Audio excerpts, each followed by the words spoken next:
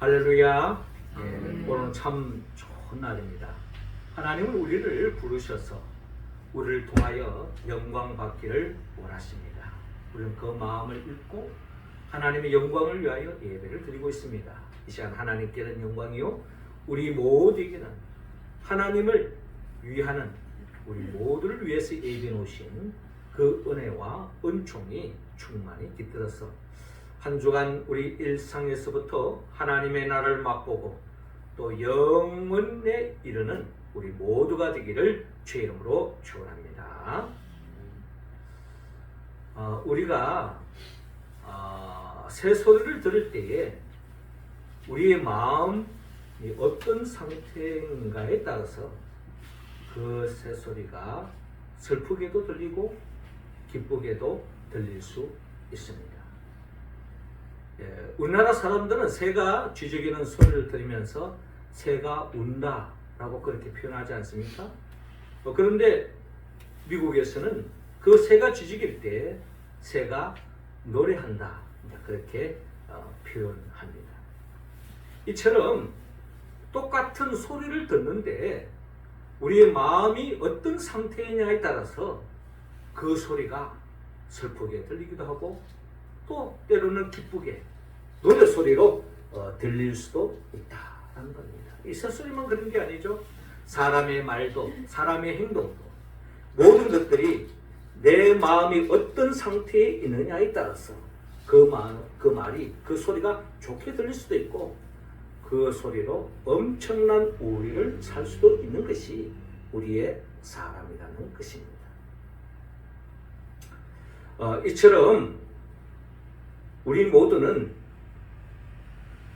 똑같은 새소리를 듣는데 왜 하필 우리 한민족은 운다라고 표현했는가 하면서 어떤 민족학자는 우리나라 사람들이 새소리를 들으면서 운다고 표현하는 것은 그만큼 역사 속에서 우리 한민족이 많은 고난을 겪고 어려움을 겪고 버릇고기를 겪고 이런 속에서 한이 맺혀 있었다. 그래서 그 한이 맺혀 있다 보니 그 새소리가 우는 것처럼 들린다. 이제 그렇게 표현하는 사람이 있어요. 그런 말을 들어볼 때도 한편으로는 참 일리가 있는 것 같습니다. 그런 의미에서 볼 때에 예수님이 왜 이 땅에 오시는가? 왜 재림하여 오시며 이미 초림하여 오셨는가?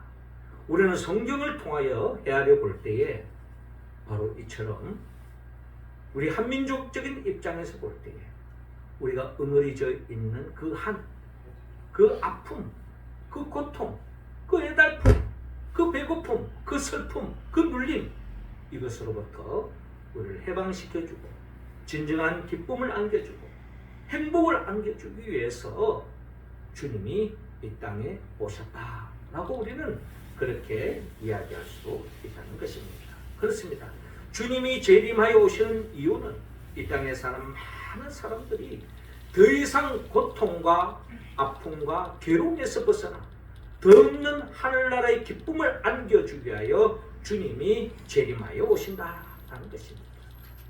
우리는 그 잔치에 그 축복에 우리 모두가 다 참여할 수 있기를 우리는 소망하고 있습니다. 그게 하나님의 바람이에요.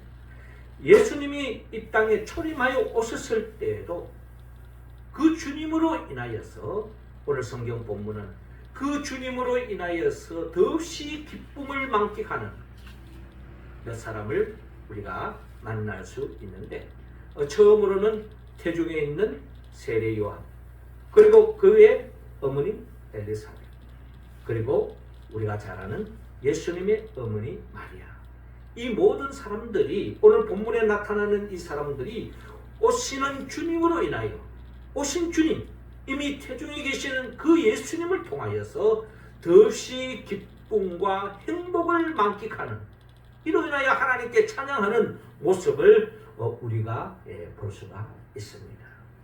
주님은 이처럼 초림하여 오신 예수님을 통하여서 기쁨을 만끽하는 사람들처럼 장차 예수님이 재림하여 오실 때에도 그 오시는 주님으로 인하여서 더없이 기쁘고 행복하고 그 행복이 넘쳐 찬양까지 올리는 복된 우리의 모습이 다 되기를 하나님은 원하고 있습니다. 자, 그러면 오늘 성경의 본문을 통하여서 우리는 그 기쁨에 참여하기 위해서는 우리가 어떤 삶으로 나가야 하는가 하는 것을 오늘 본문은 우리에게 말씀합니다. 먼저 하나님은 오늘 본문 41절을 통하여 주님으로 인하여 기뻐하라 라고 우리에게 말씀하고 있습니다. 자, 41절 우리 같이 한번 읽겠습니다. 시작. 엘리사벳이 마리아가 문안함을 들으매 아이가 복중에서 뛰노는지라 엘리사벳이 성령의 충만함을 받아. 아멘. 자, 오늘 성경 본문은 39절에서부터 시작되고 있습니다. 이때에 마리아가 일어나 빨리 산골로 가서 유다 한 동네에 이르러라고 시작하고 있는데요. 이때는 어떤 때를 말하고 있느냐? 오늘 본문 39절 앞에 보면은 30절부터 보면은 우리가 이때의 의미를 이해할 수가 있습니다. 30절을 보면은 천사가 마리아에게 나타나서 마리아여 무수하지 말라 내가 하나님께 은혜를 입었느니라. 보라 네가 잉태하여 아들 낳으리니 그 이름을 예수라라. 그 네가 지금 아이를 낳을 터인데 그 이름을 예수라 하라라고 말씀하는 것입니다. 그리고 그가 큰 자가 되고 지극히 높으신 이의 아들이라 일컬어질 것이요 주 하나님께서 그 조상 다윗의 왕위를 그에게 주시리니 영원히 야곱의 집을 왕으로 다스리실 것이며 그 나라가 무궁하리라 라고 말씀합니다.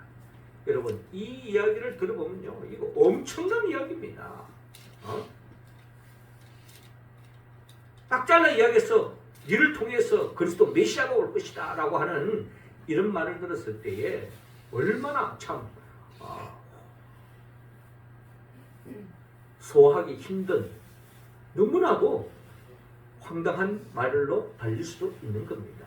자, 그런데 그것은 둘째치고 현실적으로 여러분 마리아가 아직 결혼을 하지 않은 상태입니다. 처녀를 향해서 이런 말을 했을 때에 더 황당하겠죠? 그랬더니 34절에 마리아가 천사에게 말하되 나는 남자를 알지 못하니 어찌 이런 일이 있으리까? 저는 아직 남자와의 관계도 없었는데 어찌 이런 일이 있을 수 있습니까? 라고 하는 이야기를 고민을 마리아가 들어오는 것입니다. 그때 천사가 대답하되 성령이 내게 임하시고 지극히 높으신 이 능력이 너를 덮으시니 이름으로 나실 바 거룩한 이는 하나님의 아들이라 일컬어지리라 라고 말씀합니다. 한마디로 말해서 성령이 역사하신다는 거예요. 하나님이 은혜가 내게 임하여서 네가 이처럼 메시아를 낳을 것이다. 만왕의 왕을 낳을 것이다 라고 하는 천사의 말씀이 있는 겁니다. 그러면서 36절에 보라 내 친족 엘리사벳도 늙어서 아들을 배웠느니라 본래 임신하지 못한다고 알려진 이가 이미 6달이나 되었나니 라고 말합니다. 그러니까 네 친족 중에 엘리사벳이 그 엘리사벳도 늙어서 아이를 낳지 못하지 않았느냐. 그런데 그 임신하지 못했던 그 엘리사벳도 하나님이 역사하셔서 지금 아이를 뵙고 이미 아이를 뵌 지가 6달이나 됐다라고 들려주고 있는 겁니다. 가능성을 열어놓는 거죠. 인간의 불가능이라고 여겨졌던 것들이 가능성을 열어주면서 그 엘리사벳을 봐라. 그 늙은 엘리사벳도 하나님의 역사하실 때, 성령이 역사하실 때 아이를 배지 않는다. 너도 마찬가지다. 37절에 대저 하나님의 모든 말씀은 능하지 못하심이 없느니라. 하나님의 말씀, 우리가 아는 하나님의 말씀 어떤 말씀입니까?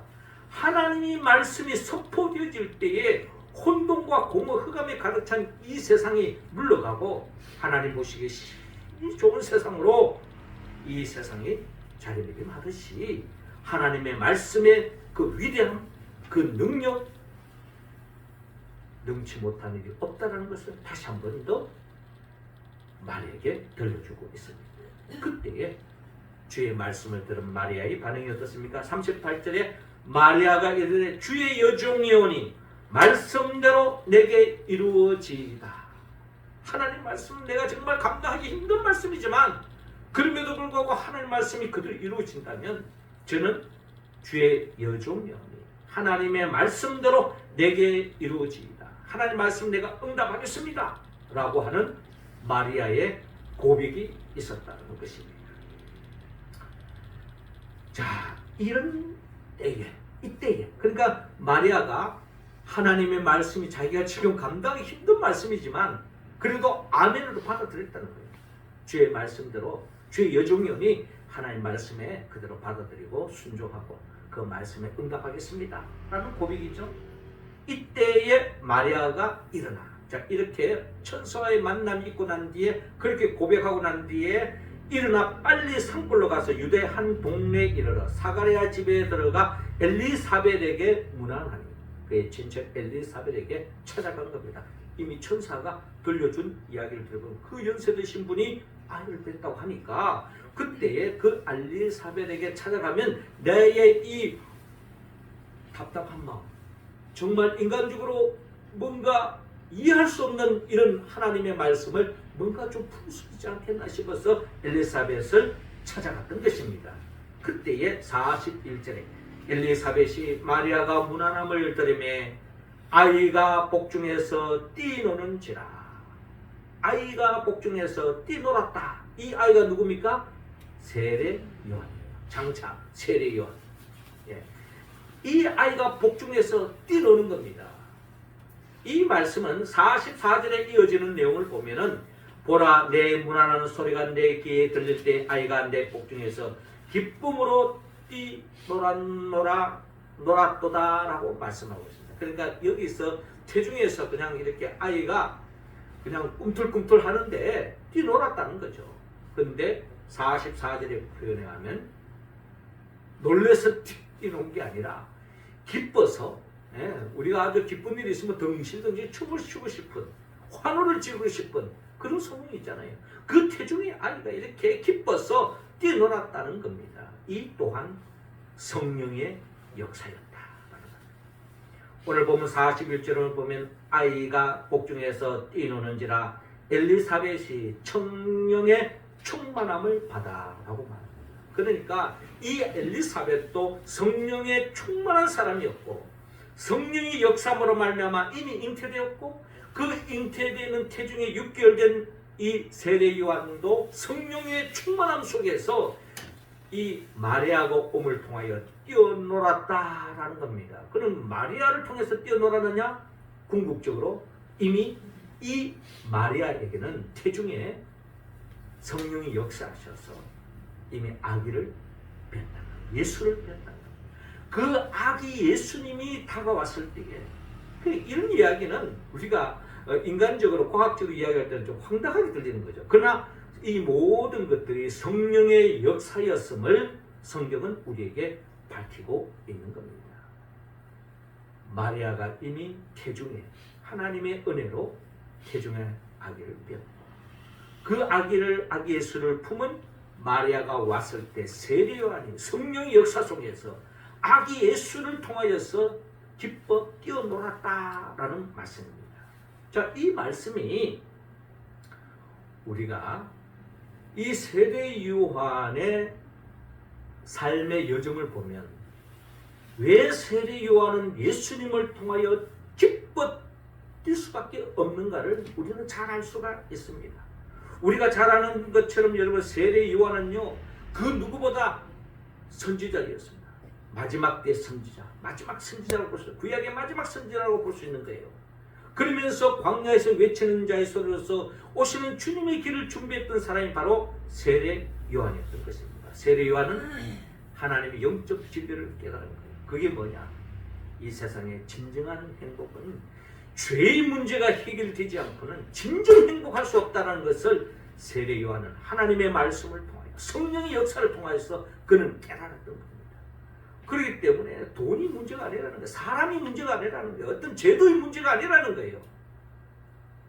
환경의 문제가 아니라는 거예요. 중요한 것은 근원적인 죄의 문제가 해결되지 않으면 진정한 하나님의 나라, 잃어버린 에덴 동산을 찾을 수도 없고 참된 하나님의 자녀의 복을 누릴 수 없다는 것을 그 누구보다 세례 요한은 영적으로 깨달았기 때문에 광야에서 외치는 자의 소리로서 회개하라, 천국이 가까웠느라 하면서 죄사함의 세례를 요단강에서 베풀었던 것이 바로 세례 요한의 사역이었던 것입니다. 세례 요한이 요단강에서 그가 세례를 베풀 때에 그때에 예수님에게 세례를 받게 되어서 오는 주님을 향해서 세례 요한이 뭐라고 증거했습니까?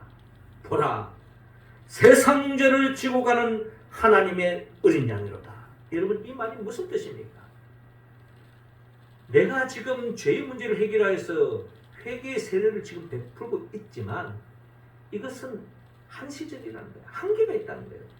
마치 구약의 제사처럼 끊임없이 제사를 통해서 죄사함의 은총을 입기 위해서 제사하는 것처럼, 그러나 우리의 죄의 문제를 단번에 해결할 수 있는 분, 영원히 해결할 수 있는 분은 오직 어린 양 대신 예수 그리스도밖에 없다는 것을 그는 깨달았기 때문에 보라, 세상 죄를 지우가는 하나님의 어린 양이로다 하고 주님을 주목하게 하고 주님을 따르게 했고 주님을 위했던 분이 바로 세례 요한이었던 것입니다.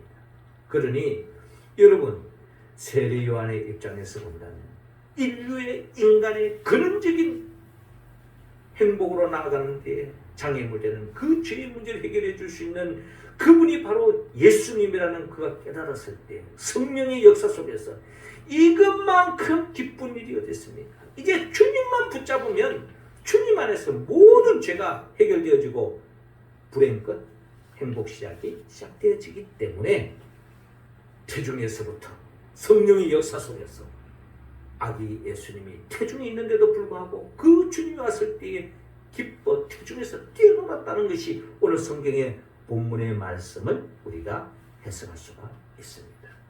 그렇습니다. 우리가 예수 그리스도를 통하여서 정말 기뻐할 수밖에 없는 이유, 예수 때문에 뭐 돈 잘 번다, 예수 때문에 건강하다, 예수 때문에 뭐 어떤 문제가 잘 풀린다, 뭐 여러 가지 이야기도 할 수도 있겠지만 그거 다 한시적인 겁니다. 있다가도 없고 없다가도 있는 것이에요. 더 중요한 것은 우리가 성령의 충만함 속에서 우리가 근원적인 행복, 기쁨은 어디 있느냐? 나의 죄의 문제가 예수 그리스도 안에서 해결됐다는 것, 이것만큼 우리를 기쁘게 하는 이유가 더 이상 뭐가 있냐는 것입니다. 우리가 아무리 돈 잘 번다 할지라도, 세상 사람들 부러워한다 할지라도, 인기가 있다 할지라도, 그 어떤 위치에 이른다 할지라도 죄에 물들어있는 사람은 다 허당입니다. 결국 심판의 대상이 될 수밖에 없는 거예요. 그러나 죄의 문제가 해결되는 사람은 때로는 힘들기도 하고 때로는 가난하게 살 수도 있고 때로는 병들 수도 있고, 하지만 우리 죄의 문제가 해결됐다고 하는 것은 이것만큼 우리의 기쁨을 가로막을 수 없다는 것입니다. 할렐루야. 우리는 예수 그리스도 안에서 죄사함의 은총을 받았습니다.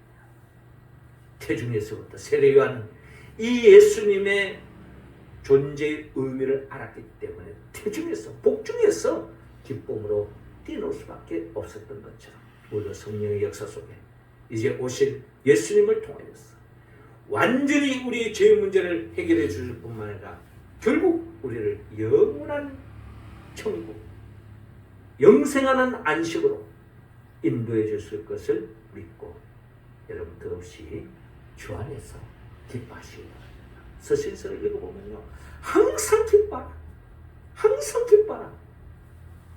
뭐가 그리 좋아서 기뻐하느냐? 우리가 주 안에서 기뻐할 이유가 바로 여기에 있다는 것입니다. 두 번째로 행복하라고 말씀합니다. 45절 우리 같이 한번 읽겠습니다. 시작. 주께서 말하신 말씀이 반드시 이루시라고 믿은 그 여자에게 복이 있도다. 아멘. 자, 이어지는 41절에 보니까 엘리사벳이 마리아가 무난함을 들으며 아이가 복중에서 뛰어오는지라 엘리사벳이 성령 충만함을 받아 큰 소리로 불러 이르되 여자 중에 내가 복이 있으며 내 태중에 아이도 복이 있도다 라고 엘리사벳이 지금 마리아를 향하여 말씀하고 있습니다. 이 말은 엘리사벳도 하나님으로부터 복받았는데 그 복받은 이유는 그가 하나님의 말씀을 믿었기 때문입니다. 일찍이 하나님께서는 사가랴를 통해서 하신 예언의 말씀이 있습니다. 그의 남편 사가랴를 통해서 네 아내가 아이를 낳을 것이다. 이름을 요한이라 하라 라고 미리 말씀을 들어준 거예요. 그 말씀을 사가랴와 엘리사벳이 그대로 말씀을 아멘으로 받아들였다는 겁니다. 그러니까 하나님의 말씀을 아멘으로 받아들인다는 것은 복받는 역사가 일어난다는 겁니다. 오늘 여기에서 여자 중에 내가 복이 있으면 내 태중의 아이도 복이 있다라고 했는데 결국 마리아는 이미 복받았다는 거예요. 왜? 그 또한 하나님의 말씀이 황당하지만 하나님의 뜻이라면 하나님의 말씀이라면 제가 아멘으로 받아들이겠습니다. 여기에 하나님의 복을 받는 이유가 여기에 있다는 것입니다. 내 주의 어머니가 내게 나오니 내 이 어찌된 일인가. 보라 내 무난한 소리가 내 귀에 들릴 때 아이가 내 복중에서 기쁨으로 뛰놀았도다. 주께서 하신 말씀이 반드시 이루어지라고 믿은 그 여자에게 복이 있도다. 그렇죠? 성경에서 말하는 누구든지 주님의 말씀이 반드시 이루어지라고 믿는 그 사람은 이미 복받은 거예요. 그렇죠? 하나님의 말씀을 아멘으로 받아들이고 믿는 자는 복받은 사람, 행복한 사람입니다. 시편 기자는 복 있는 사람은 악인의 길을 따르지 않으며 죄인의 길을 쓰지 않고 오만한 자의 자리에 앉지 않고 오직 여호와의 율법을 주야로 묵상하는도다. 여호와의 율법을 주야로 묵상한다는 말은 주의 말씀을 그대로 아멘으로 받아들이고 그 말씀을 묵상하고 곱씹고 그 말씀 붙잡고 기도하고 그 말씀 붙잡고 찬양하고 그 말씀대로 순종하고 살아가는 사람, 이런 사람은 마치 시냇가에 심은 나무 같아서 푸르름을 잃지 않고 철을 따라 열매 맺는 만사가 형통하는 역사가 따라오기 때문에 하나님의 말씀을 아멘으로 받아들이는 사람은 결국 하나님이 예비해 놓으신 복을 받아 누릴 줄로 여러분 믿으시기 바랍니다. 우리가 그 믿음으로 나아가는 형제 자매라는 것입니다. 주께서 하신 말씀이 반드시 이루어지라고 믿은 그 여자에게 복이 있도다. 대저 하나님의 말씀은 능하지 못하심이 없느니라. 주의 여정연이 말씀대로 내게 이루어지리라. 여러분, 이 마리아가 주의 말씀에 아멘으로 받아들므로 만왕의 왕 되신 예수 그리스도를 잉태하고 예수 그리스도를 낳는 엄청난, 어떻게 보면 여자로서의 최고의 복을 받았다라고 이야기하는 거예요. 그래서 이 천주교에서는 이 마리아를 굉장히 이렇게 높이 평가합니다. 너무 높이 평가해서 마치 마리아를 우상화시키는 것에 있어서는 비판받을 수 있는 이야기지만 또 한편으로 보면 그만큼 마리아의 그 믿음을 높이 평가하는 것에 대해서는 우리 또한 그런 마음을 품어야 할 것입니다. 그러나 우상화까지 간다는 것은 마치 마리아를 신격과처럼 예수님과 버금가는 존재로 만든다는 것은 그것은 위험한 이야기겠죠. 결국 마리아는 하나님 말씀에 아멘으로 받아들이고 순종함으로 말미암아 하나님의 최고의 복을 받았습니다. 우리도 마찬가지입니다. 우리가 복 받았느냐 안 받았느냐, 그것은 말씀이 육신에 이 땅에 오신 예수를 영접했느냐 영접하지 않느냐, 이게 우리가 복을 받았느냐 복을 받지 못했느냐의 가름길이 성경은 분명히 우리에게 말씀하고 있습니다. 요한복음 1장 12절 영접하는 자 곧 그 이름을 믿는 자들에게는 하나님의 자녀가 되는 권세를 주셨으니 라고 말씀합니다. 우리가 더 이상 예수를 영접하는 순간에 말씀이 육신에 이 땅에 오신 예수를 영접하는 그 순간에 우리는 다 하나님의 자녀가 되는 거예요. 이것만큼 여러분 최고의 복이 어디 있습니까? 이 세상에서 무슨 대통령이 된다, 뭐 국회의원이 된다, 뭐 최고의 직업을 갖는다, 최고의 연봉을 받는다, 세계 최고의 내가 부자다, 이런 이야기보다도 내가 정말 하나님의 자녀가 되었다는 것에 대해서 여러분들이 기뻐할 수 있다면 그것은 최고의 복받은 인생인 줄로 여러분 믿으시기 바랍니다.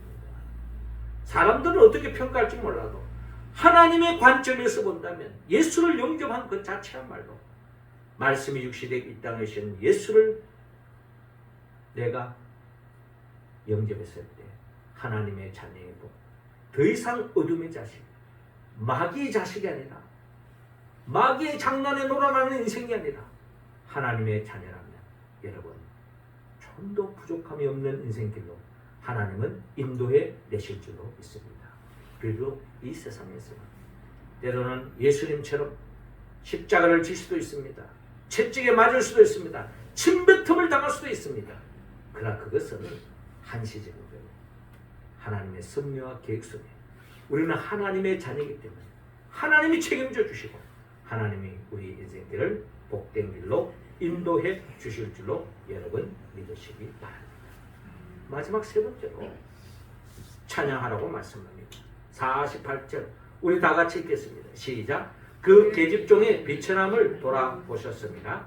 보라 이제 부르는 만세 나를 복이다 일컬이로다. 아멘. 자, 이어지는 본문 46절에서 이제 55절에 보면은 결국 마리아의 찬가가 나옵니다. 이런 이야기를 엘리사벳으로부터 듣고 천사로부터 듣고 하나님 말씀을 믿음으로 말미암아 복받은 이 마리아가 하나님께 찬양으로 영광 돌리고 있는데 그 찬양의 내용은 한마디로 말해서 자신의 그 비천한 중에서 나를 돌보셨다. 보잘것없는 나를 존귀한 대로 세워주셨다라고 하는 찬양의 내용입니다. 47절에 내 마음이 하나님 내 구주를 기뻐하였으면 그의 여종의 비천함을 돌보셨습니다. 보라 이제 후로는 만세에 나를 복이 있다 일컬이로다. 너하시니가 큰 일을 내게 행하셨으니 그 이름이 거룩하시며 국률하심이 두려워하는 자에게 대대에 이르렀다. 그의 팔로 힘을 보이사 마음의 생각과 교만한 자들을 흩뜨리셨고 권세 있는 자를 그 위에서 내리쳤으며 비천한 자를 높이셨고 줄이는 자를 좋은 것으로 배불리셨으며 부자는 빈손으로 보내셨도다. 그 종 이스라엘 도우시며 국률이 여기시고 기억하시되 우리 조상에게 말씀하신 것과 같이 아브라함과 그 자손에게 영원히 하시로다 하니라 라고 마리아가 하나님께 찬양으로 영광 돌리고 있습니다. 그렇습니다. 아브라함과 그 자손, 우리는 믿음의 조상 아브라함의 후손입니다. 우리 영적으로 아브라함의 후손입니다. 우리 모두에게 하나님이 어떤 복을 주셨냐? 비천한 자, 어려움에 처한 자, 한많은 인생길, 정말 고달픈 삶의 자리에는 놓여 있는 우리들을 내버려 두지 않으시고 긍휼히 여겨주시고 하나님의 자녀로 삼아주실 뿐만 아니라 그 전에 죄사함의 은총을 베풀어 주시고 하나님의 자녀로 세워서 더 없는 하나님의 복을 받아 누릴 수 있는 인생길로 우리를 세워준 것을 생각할 때 우리는 주일마다 주의 전에 나와서 하나님께 찬양하지 않을 수 없고 하나님께 영광 돌리는 삶으로 나아가지 않을 수 없다는 것입니다. 그의 여종의 비천함을 돌보셨습니다. 마리아만 비천함을 돌보신 것이 아니라 예수 그리스도를 영접한 우리들도 우리의 그 어려운 처지를 긍휼히 여기시고 비천함을 돌보시사 우리 모든 사람들이 부러워하고 허무하는, 심지어 천군 천사들도 허무하는 그런 영광의 자리에 이룰 줄로 여러분 믿으시기 바랍니다. 언제 그것이 실현되어지느냐? 주님이 재림하여 오실 때 완전히 실현되어질 줄로 여러분 믿으시기 바랍니다. 예수님이 초림하여 오셨을 때는 수화성 사마리아에는 사람에게 기대를 걸었지만 진정한 행복이 없었어요. 그는 예수를 만나고부터 진정한 행복을 찾았습니다.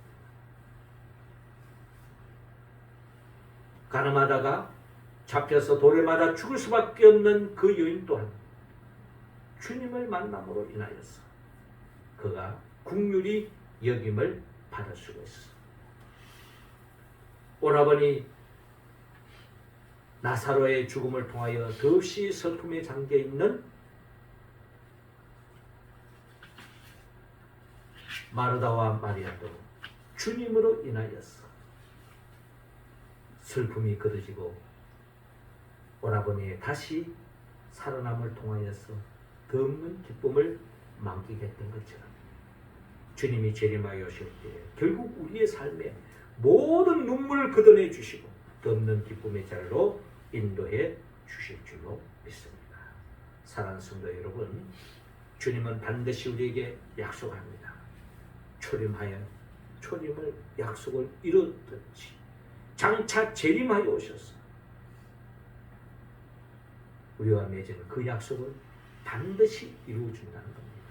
이 세상에는 여러 가지 어려움도 있고 아픔도 있지만 그러나 주님이 재림하시어 오시는 그날에는 반드시 우리가 주 안에서 기쁨을 만끽하고 행복하고 또 영원히 하나님께 찬양으로 보답하는 우리의 삶으로 나아갈 줄로 믿고 장차 오실 재림하여 오실 주님을 더욱더 사모하고 기다리며 믿음의 길을 걸어가는 우리 모두가 되기를 주의 이름으로 축원합니다. 기도드리겠습니다. 하나님 아버지, 이 시간 우리 한 사람 한 사람에게 성령의 기름을 부어주시고 성령의 충만함으로 말미암아 우리 모두가 죄사함의 은총을 베푸신 주님으로 인하여 기뻐하고 죄사함의 은총을 통하여 얻은 그 기쁨, 그 구원을 통하여 우리가 더없이 행복해하며 하나님께 찬양을 돌리고 영광 돌리는 우리의 삶의 여정이 되어서 결국 천국을 맛보게 하시고 영원한 천국에 이르는 우리 모두가 되게 하여 주옵소서. 예수님의 이름으로 기도드립니다.